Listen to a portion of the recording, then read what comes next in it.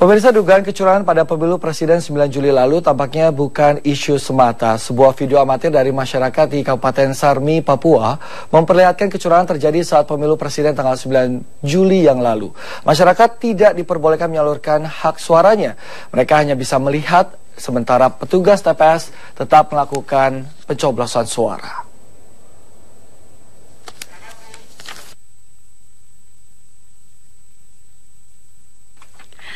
Video amatir ini memperlihatkan suasana di TPS Kabupaten Sarmi, Papua.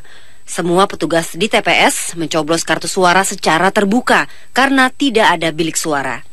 Usai mencoblos, petugas juga langsung memasukkan surat suara ke kotak suara tanpa ada beban.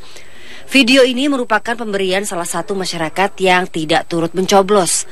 Saat pemilu 9 Juli lalu, ia hanya bisa melihat tingkah laku petugas TPS di daerahnya tanpa bisa berbuat apa-apa.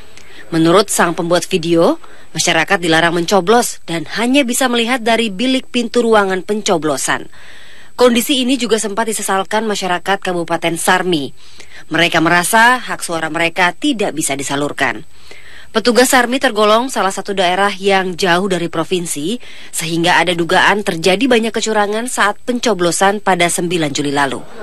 Berdasarkan hasil rapat pleno KPU Provinsi Papua, data jumlah suara menunjukkan pasangan nomor 1 Prabowo Hatta mendapat suara 4.586. Sementara pasangan nomor urut 2, Jokowi Yusuf Kala, memperoleh 13.095 suara. Ya, sementara itu, pemirsa, Koalisi Merah Putih akan mengajukan gugatan ke Mahkamah Konstitusi atau MK terkait pemilu presiden 2014. Mereka siap mengajukan bukti-bukti kecurangan selama pemilu presiden berlangsung.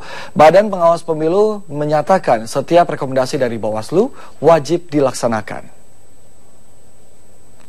Koalisi Merah Putih akan mengajukan gugatan ke Mahkamah Konstitusi atas hasil Pilpres 2014. Gugatan akan disampaikan sebelum batas akhir pengajuan keberatan hasil Pilpres ke Mahkamah Konstitusi.